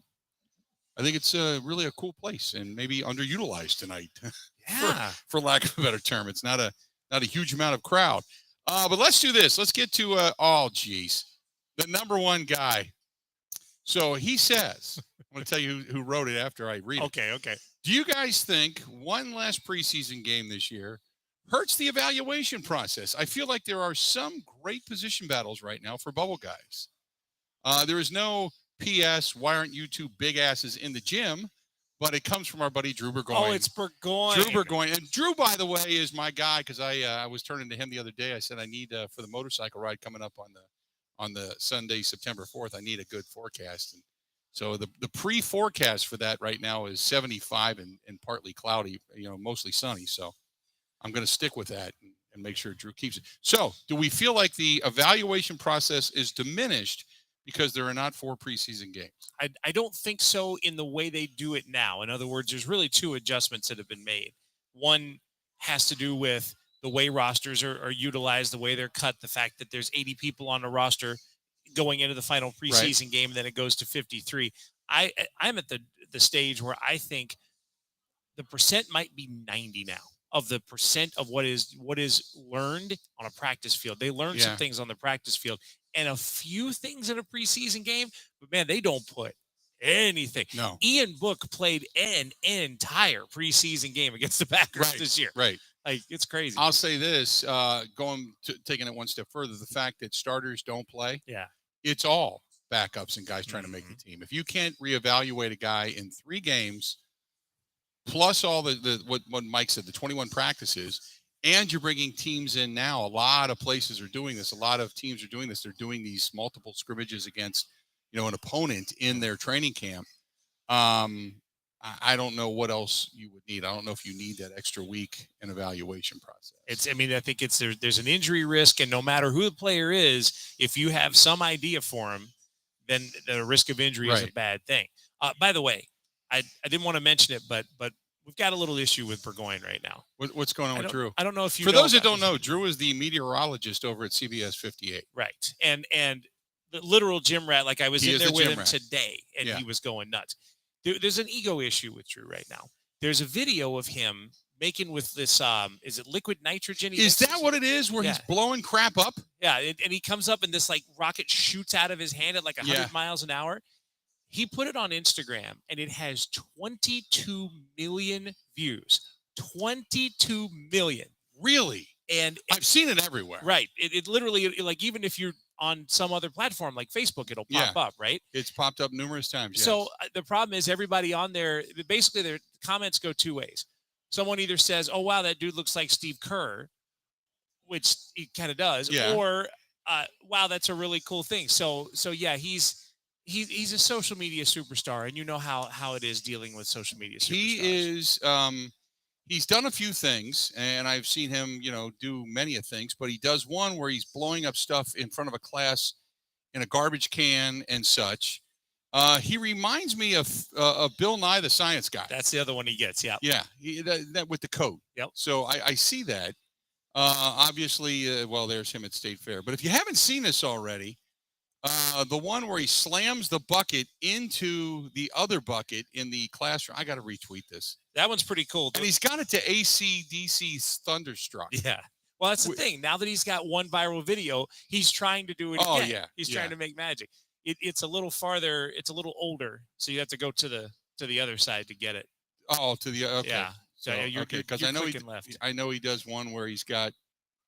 Oh, is that the one? That might be it. Where he blows up the garbage can? Oh no, it's a couple more. More back? Sorry, we're doing this live on the air. Yeah, we shouldn't be doing this live on the air, but it's not this one. Go one more. That's it. Oh, okay. Where he's got the look bottle. At the number of likes on that.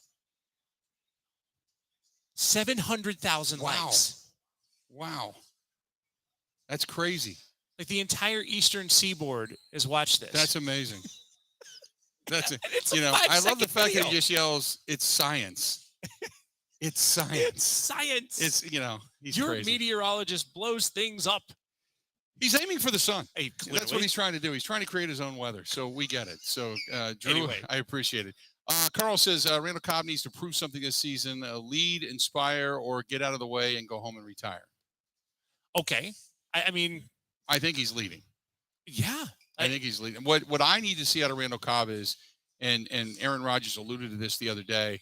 He said he's one of the best veteran. I use the word veteran in there. Slot receivers in the league. We all know, like Puxatawny Phil sees a shadow. Randall Cobb is going to see the trainer room. Mm-hmm. So it's for how long? So do something. Be available. That type of thing. Because he tends to get injured all the time. By the way, Drew is now saying, "How are we looking?" Of course he is. Yeah. I'm telling you, he's going to turn us into a viral video. Right? I mean, if Cobb is half of the yards and half of the touchdowns that he was, he's worth as much as he ever was because of the way he can bring this room along. Because not only is he bringing young guys along, he's bringing veterans into the system. He's helping Sammy Watkins, for example, who doesn't know the system. So I think Randall Cobb has immense value, but I don't think you see it in the stat sheet. By the way, next week we are going to be doing the Huddle live from the grassy knoll area out in front of the Bud Pavilion at State Fair Park. It's the final, so we've been invited to do that. Obviously, it's a huge Bud Pavilion. It's a Bud event, but we're doing some stuff charity-wise. So since we are outdoors next week, I will invite Drew to do his giant bucket thing right there on the air. Maybe we could do that.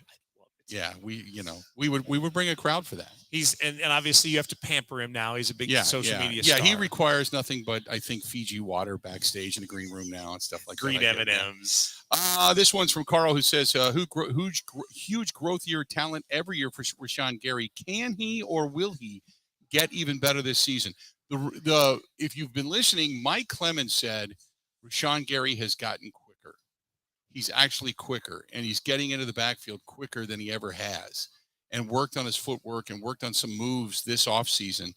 I don't know how, because, I mean, his bull rush has always been strong, and he has completely proven me wrong. Now, I said he wasn't going to be the next coming of Reggie White in the sack department, and that I'll stand by. But as far as the talent level and what he's been able to accomplish, he has been nothing short of fantastic. I can only imagine what he would be like if he got better this year. Right. He would be an absolute handful for anybody trying to stop him coming around the edge, which would then open things up for or Preston Smith or, whomever on the outside of that defensive front is trying to block both he and, whether it's Wyatt or whomever happens to be going through the hole or whatever they happen to have. But between Jerron Reed, Dean Lowry, Kenny Clark, you throw Rashawn Gary in there, Preston Smith coming, and then the rotation of guys they have up front.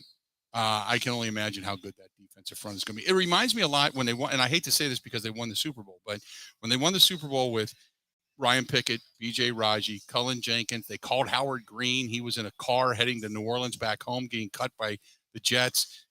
C.J. Wilson, Cullen Jenkins they had like 5 big beefy bodies they rotated up front. It seems like this team has that now too. For the first time since then. Yeah. And it does help Gary in the sense, if he becomes a better player, clearly that helps, but he might be better just because of the number of bodies around. That's why I think those 2 first-round picks on defense, the quicker they develop, the better Gary gets, because the pressure has to go in a different direction. Focus has to go in a different direction. One more, and this is from, who is this from? This is from Christopher, who says, I just feel that Romeo Doubs is just a freaking stud. I don't know about stud. But I'll say that he has been impressive in the fact that he has had wow plays in almost every practice this year where he needs to concentrate, and eventually I hope it will come, and I'm kind of counting on that, will be in the I got to catch it before I run department. Right now he looks a little like the way Devontae Adams did early on in his career, and same with James Jones, where you're focusing so much on the route, being crisp, being in the right place at the right time. The last thing you think of is, oh, by the way, I got to catch the football. Right. And Devontae, if you remember his career path, there was a preseason right before the breakout where he was on the roster bubble. Yeah. There was that one preseason where it's like, I don't know if Devontae Adams is going to make this team. Mm-hmm. He's kind of where Amari Rodgers is in terms of roster positioning right now. And so what that means is there's a lot of attention that's been paid attention to Dobbs here in the preseason because he's playing in games. For one, he's a guy you can actually watch in preseason games, and in practice he's been great. I think it translates to potential greatness, but I don't think it translates to it today. Even in this offense, I think it's going to take a while. Let's do this. We're going to step away, take a quick break. Got a couple of segments to go. We are broadcasting live down here at the MECCA across the street, or across the complex, actually, from the Fiserv Forum, which is where you can find us. And we're brought to you by our friends at Bud Light. They are the official beer sponsor of the Bill Michaels Sports Talk Network. Stay tuned. More with Kevin Holden from CBS 58 live down here coming up right after this. Let we go. This is the Huddle with Bill Michaels on the Wisconsin Sports Zone Network.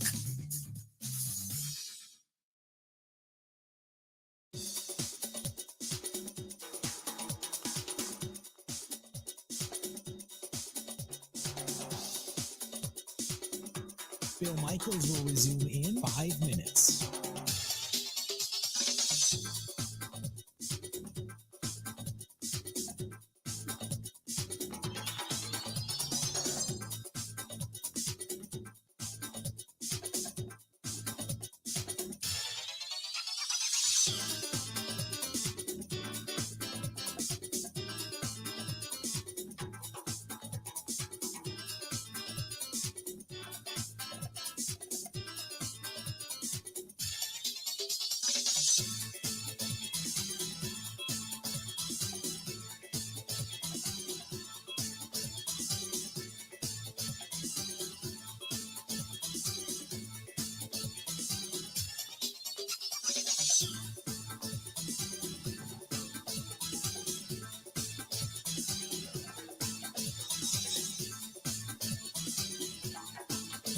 Bill Michaels will resume in 4 minutes.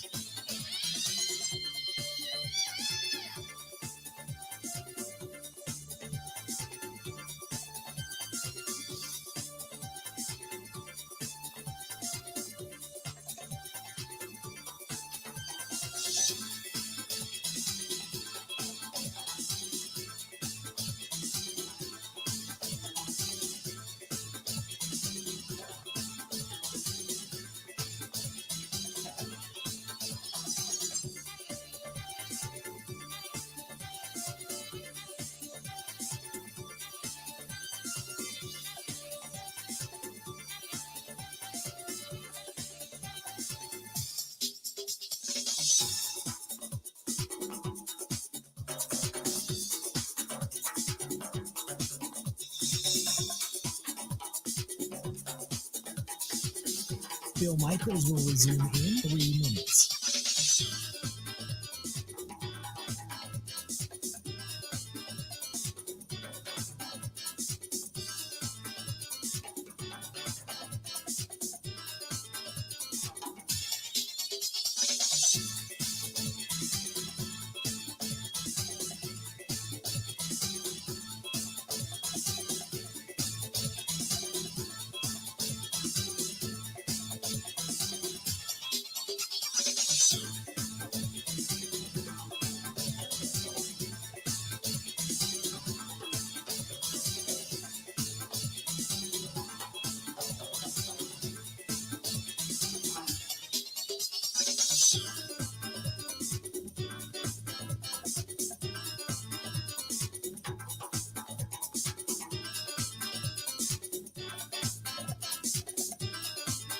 Bill Michaels will resume in 2 minutes.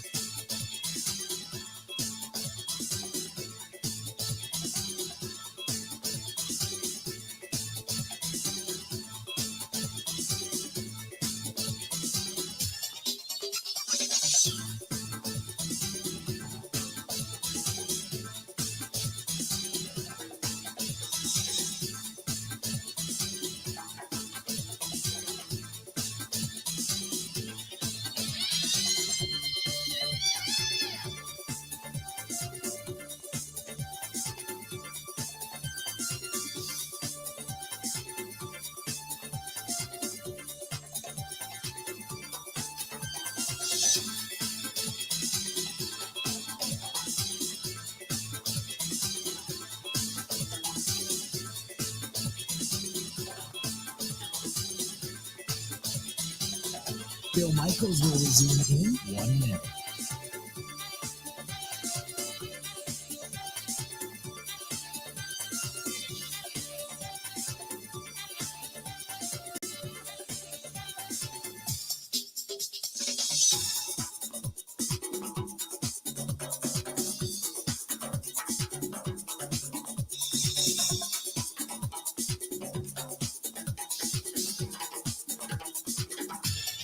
Bill Michaels will resume in 30 seconds.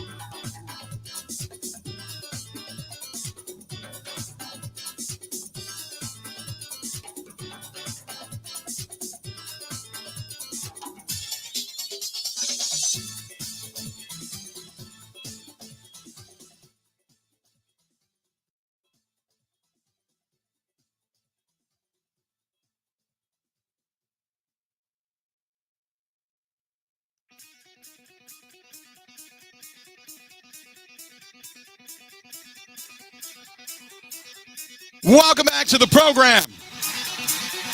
Bill Michaels, Huddle. We are broadcasting live. We're down here at the Mecca, which actually, it's got a few more people inside now. Starting to fill in a little bit. The 7 o'clock, 7:30 food crowd. There's a few more people. Some of the tables are filled down there. Some more people around the bar. It's not packed by any stretch of the imagination. Really, tonight on a Wednesday night, tomorrow night's more crowded, but tonight on a Wednesday night, not nearly as crowded downtown Milwaukee as normal. But here we are. Myself, Kevin Holden from CBS 58 is alongside. We were talking about the defense. I want to pick up where we left off because we were talking about the defensive front, the secondary. Jair, Stokes, Rasul Douglas. He was good. We saw him in Philadelphia be good. He gets picked up, comes here, has some interceptions, which they came in bunches almost for him. And he really proved himself. And then he says that he found freedom in Joe Barry's defense, and it just allows him to kind of do his own thing, which a lot sounds like Devondre Campbell. But now you've got him as your nickel. And while you don't have this huge amount of depth with Shamar Jean-Charles, and you got Vernon Scott now is gone, so you're kind of searching, and Abernathy looked good, but how good is he really going to be and such? Your top three in Stokes and Darnell Savage Jr. and Adrian Amos and Jair Alexander and Rasul Douglas, fantastic. The depth area has to be an issue, though, right? Right, because in the modern NFL, in 2022's NFL, you don't just face three receivers with three defensive backs and call it a day. Like it just doesn't work that way anymore. Every play is different. Every scheme, play to play, is different. You've got teams now. One of the teams the Packers played in the preseason, and I want to say it was the 49ers. I'd have to go back and look. But, we make depth charts for these preseason games. We call these games on Telemundo, so you have to have the depth in front of you. There was a team, I think it was San Francisco, that lists nickel as a position on their depth chart. Like, when have you ever seen that? Which tells you that the defensive back these days, the combination of corner and safety, is no longer a position that can be filled by, let's say, a total of 6 bodies or 7 bodies. It takes double-digit bodies, right? I mean, you're going to have 9 or 10 dudes to get those spots filled up. And so you've got the ones to handle things at the front end, but a couple of injuries can change things. A different type of scheme can change things. And then, adjustments that are made at the line of scrimmage can change things too, right? I mean, quarterbacks will try to get themselves the most advantageous position, and you need guys all the way across in that secondary that can handle it so that they don't get burned. And it's a difficult position. It is to me in 2022, it may be the toughest overall group position in the game. There's a couple. We were just asked, what are the few guys that cannot go down? Well, obviously with Aaron Rodgers, he can't go down this season. I think there's probably more than a few.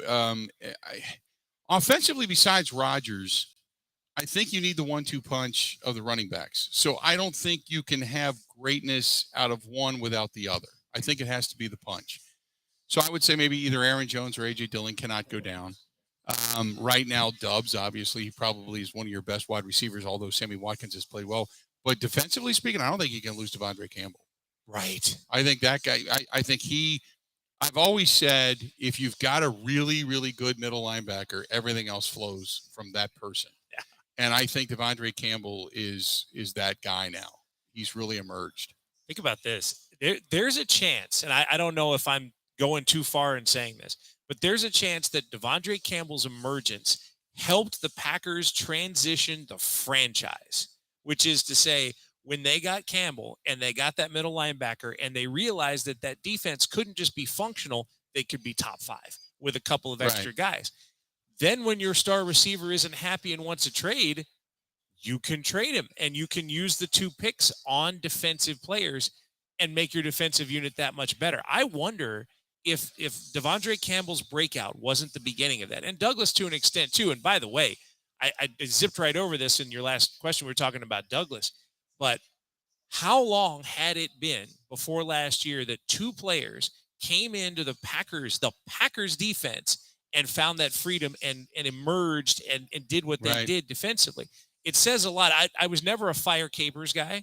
Right. But man, Joe Barry deserves whatever they can throw at him because clearly guys are coming in and growing in his system. And that's what's been missing from that defense forever. The thought that Joe Barry was going to get here and we were going to suddenly have the Detroit Lions winless team with a bad defense seemed to permeate. And remember that Lions team, one of the bright spots was their defense. Yeah. In Washington, they weren't great and they didn't have a lot of talent. I think now that you've given them talent, I mean, granted, you know, I go back to what Dom Capers said to Ted Thompson in the beginning when he said, you give me a good nose tackle, you give me a good linebacker, you give me one outside pass rusher, a good safety and a good corner, and I'll make the rest of the defense work. Right. That's what they've given them. They've got a good nose tackle in Kenny Clark. They've got a good middle linebacker in Devondre Campbell. You've got a guy in Preston Smith, and now on the opposite side, Gary. And then you've got Adrian Amos and Darnell Savage Jr. and Jair. Hell yeah, you're going to be a good defense. I agree with you, though. I think when they looked at this and they said, man, if we cannot make Devontae happy and we can't go out and find another stud wide receiver or 2, then we're going to have to make a defense that's going to be unbelievably great. And then they added Jerron Reed, which I was kind of surprised they did, but we all knew they needed some additional depth.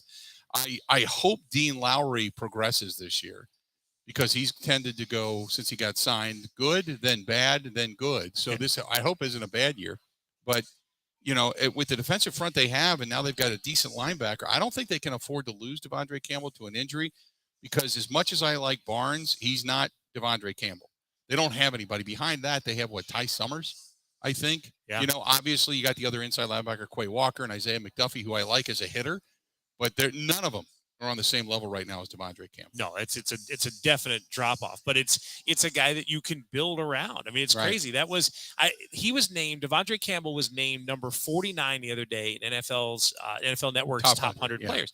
And I said this on the air because I felt like this needed perspective. Could you imagine walking in the middle of the summer, last summer, and knowing that there was a top 50 player in the NFL sitting out there as a free agent, just waiting to be signed by somebody. Right.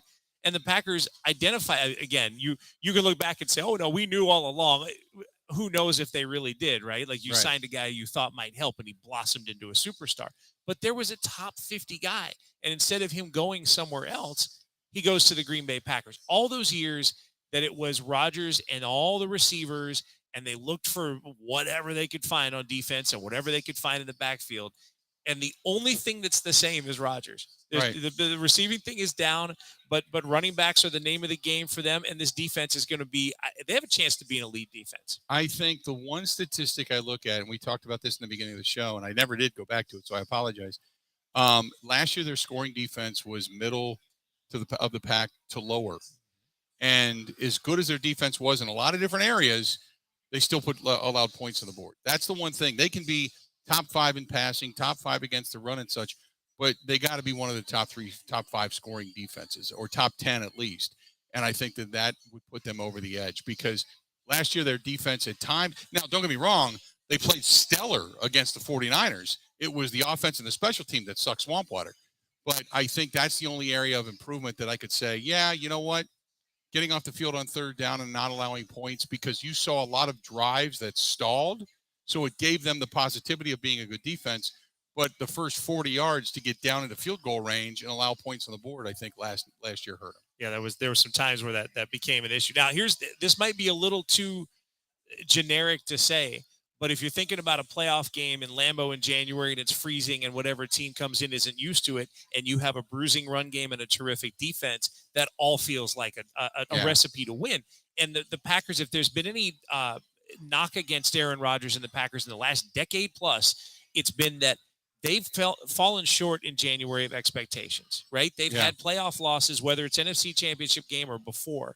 And I wonder if the thought is, this team, not only did it work for them financially and everything else, but it also fits what Lambeau Field could be in January, which is real difficult for an opposition. Yep.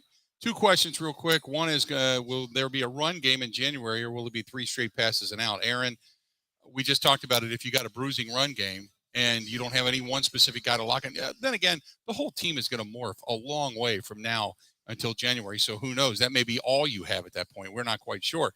Dennis says, are we settled on a punter? Pat O'Donnell's the punter. Sure. He's not going anywhere. That's the guy, because not only is he the punter, but he was handpicked by Bisaccia to make sure that he was going to be the guy that was the holder as well, right, for Mason Crosby. So to answer your question, yes, absolutely.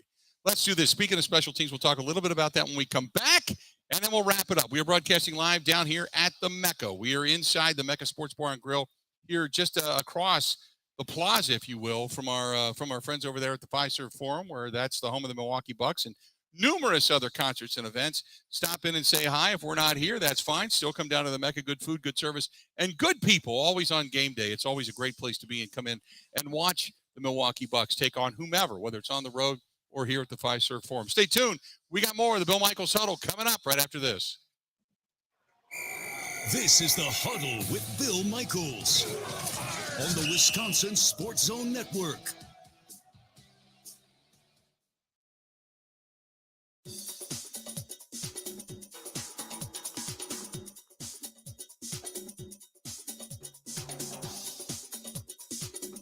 Bill Michaels will resume in 3 minutes.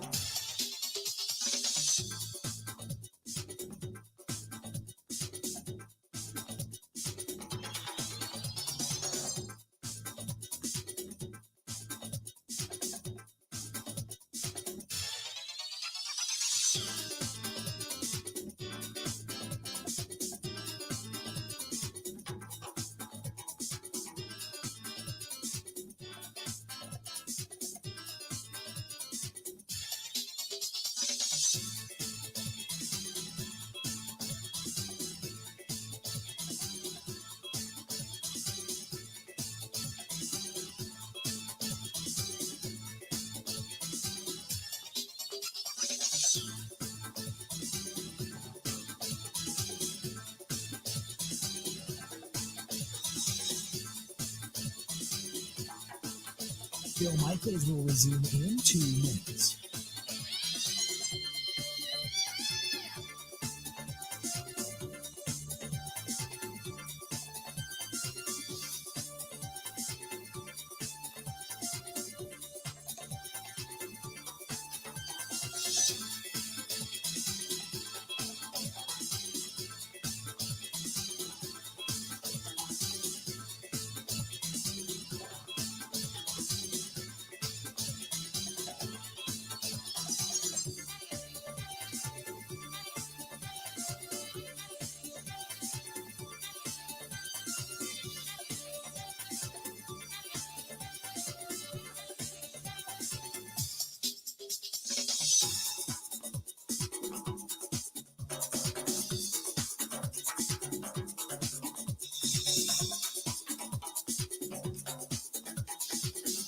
Bill Michaels will resume in 1 minute.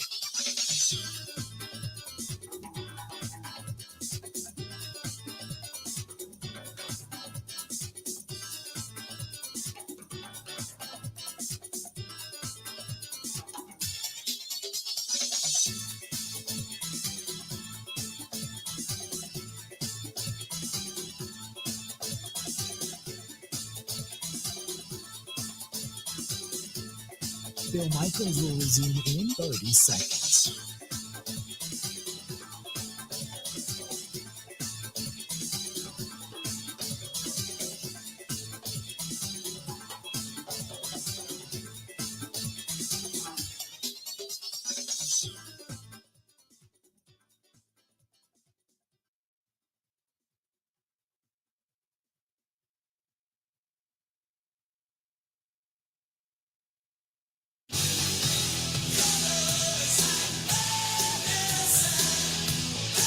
Glad to have you back. Welcome.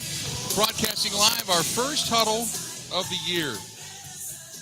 First huddle of the year down here at the MECCA. We're at the MECCA Sports Bar and Grill, downtown Milwaukee on the Deer District, right across from the Fiserv Forum. Kevin Holden from CBS 58 alongside. Did you know, I'll give you a little basketball thing here real quick. Yeah, man. Did you know that the staff and management and part of the ownership group for the OKC Thunder were here today?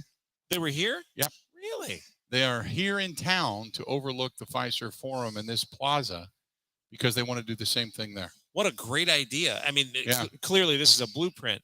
Also, I hope they're not completely distraught because their top pick, their number one pick, has like damage to his foot or his ankle or something. Yep. It did not look good. But yeah, they were here earlier today when I was coming in and setting up, and there was all these people walking around in shirts and ties and suits and some casual, but they didn't look like they were just coming in for lunch. You know what I mean? Yeah. And I'm like, who are they? And they said they're all from the Oklahoma City Thunder. They want to see what the Bucks did here because there are teams out there that say, how did they fit 67,000 people on a plaza out in front to watch a championship game on the inside? They had three times as many people outside as they did inside the arena in the cold, all to see a basketball game. It's crazy. And they want to be able to do that. And the Bricktown area of Oklahoma City is perfect for Yeah. that sort of thing. It's a great social hangout kind of area. I mean, the Thunder have a gold mine if they can do this there. Yeah. They're in Yeah, great if they shape. can get a winning team. Well, there's that. You know, there's also you can kind of say it's the house that Giannis built.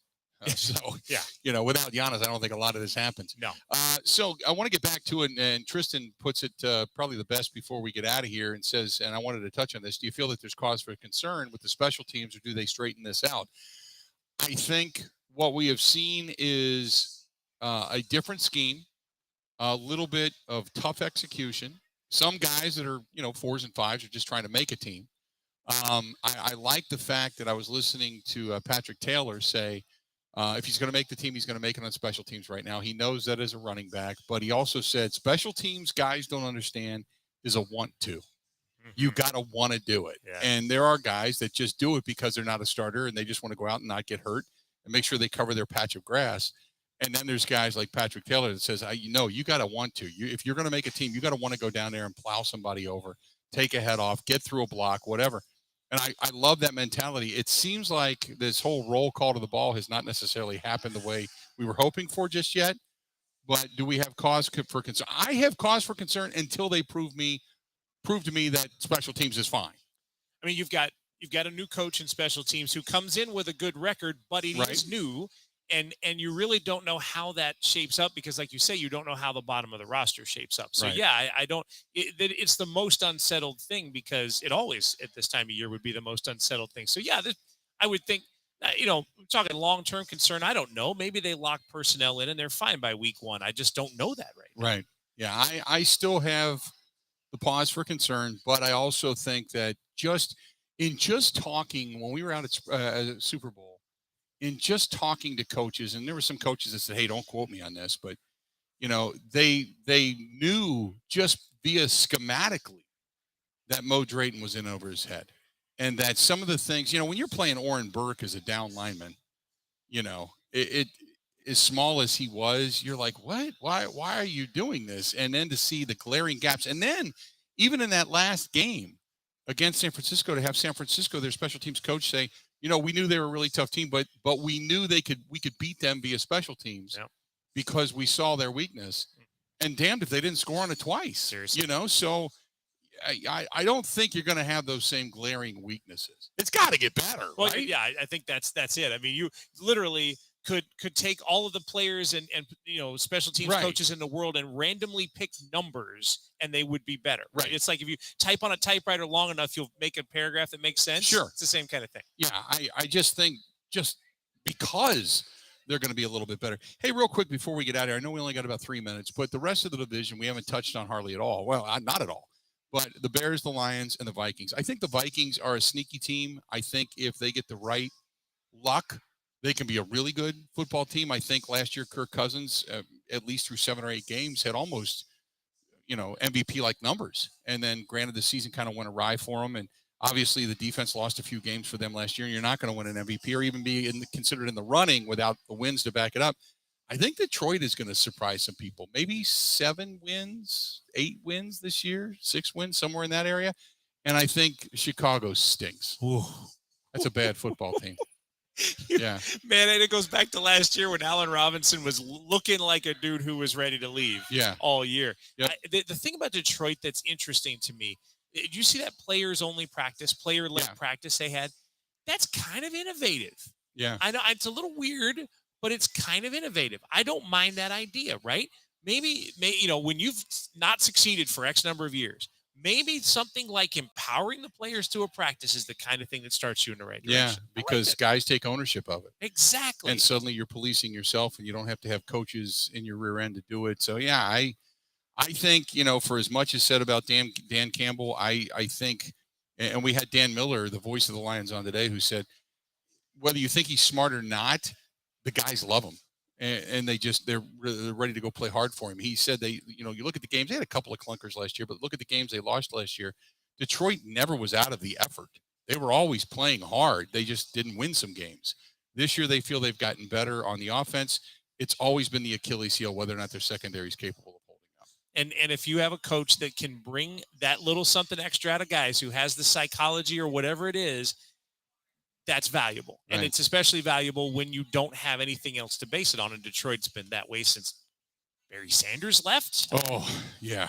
It's been a long time. Long time. That's going to do it, man. Wow. Yeah, we're approaching the bewitching hour, creeping in on 8 o'clock Central Time.